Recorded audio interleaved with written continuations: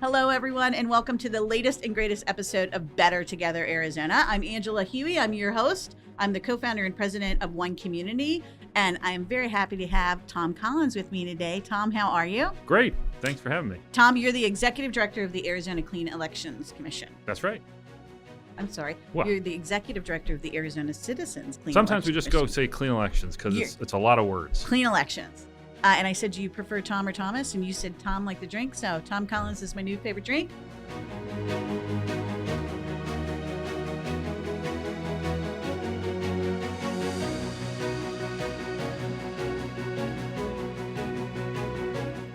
Our vision for creating the Royale was to create a space for the LGBTQ plus community and allied community. It's important to vote so that everybody has a seat at the table. Visit yourvoteisyourvoice.com and make sure that you're registered to vote today. On today's episode, we're going to talk about Proposition 315. Yeah. So kind of the general overview of this is about preventing regulations that cost more than $500,000, right? What else do we need to know about this? Right. So this is put on the ballot by the legislature, Okay. and their concern is that administrative agencies, say the Department of Health or the Board of Pharmacy or other entities of the state that pass rules for public health and safety, that those rules encroach too much on private businesses and their conduct, and that, in fact, those kind of decisions ought to be made by the legislature itself. So what this sets up is a process where if an agency wants to pass a new rule, they've got to have it vetted by a state office.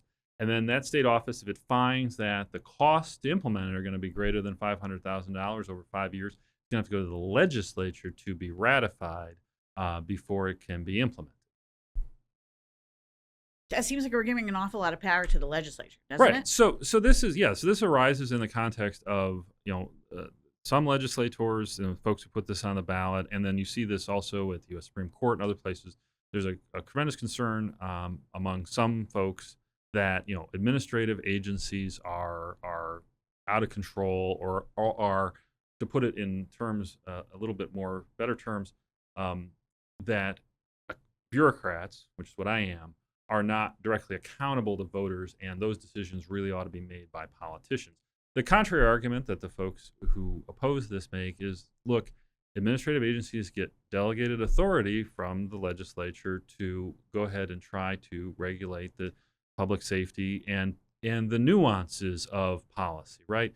How many parts per million ought to be of a certain substance ought to be allowed in your water, or how should a pharmacist who does something wrong, how should that be regulated? Those nitty-gritty details ought to be left to an agency that has the time and the expertise to implement them. And the legislature can always come back and change those rules if they want to, but in the first instance, we oughtn't hold that back. Obviously on the other side, you have the argument saying, hey, once it gets to this $500,000 level, the legislature ought to have the final say up front. It's really interesting to me because I feel like the legislators are just in everyone's business, right? They want to be in women's health. They're in the women's health business now. Now they want to be in the business of just like the Department of Health, right?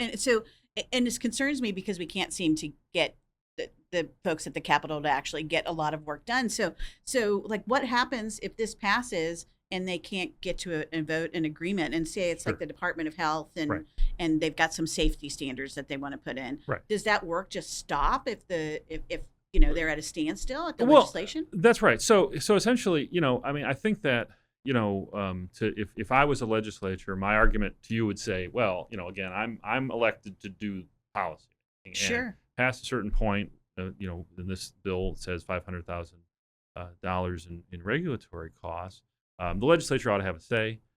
Yes, this would say essentially that at that level, the legislature would have to pass a bill. How that will work out in practice, it's a little hard to predict in the kind of situations you described. I think that I think that on balance, that's really the decision. The decision before voters is, do you see on the one hand the legislature's argument that we ought to have a say up front on what we deem to be a significant regulatory decision, versus those folks who say, look, these agencies have all been around for a long time. They're doing a good job. Right, and they ought to be able to make rules and implement them. So that's the choice. That's the choice Okay. in front of voters. So a no vote means that don't fix it, it ain't broke, right? Correct. And a yes vote gives legislators and folks at the Capitol more power over regulatory agencies. That's correct. Okay. And I just want to say thank you, number one, for taking Proposition 315 and making it make sense to everyone. And I want to remind everyone that this is a really, really long ballot this year, right? So you're going to hear this from me over and over again in our Team at One community in our Your Vote is Your Voice program. This year's ballot is 4 pages long. We really encourage you to discuss what's on the ballot with your family and your friends. We want you to do your research, and we're really suggesting to folks that you start at the bottom of the ballot and work your way up. If you need to learn more about ballot measures and the candidates that are running for office, please visit yourvoteisyourvoice.com. And thank you for being with me, Tom Collins. Thank you very much. At Local First Arizona, we know the power of coming together to make a difference. Whether you're a small business owner or a loyal customer, your voice counts. Visit Your Vote is Your Voice today to register to vote and to learn more about the upcoming elections.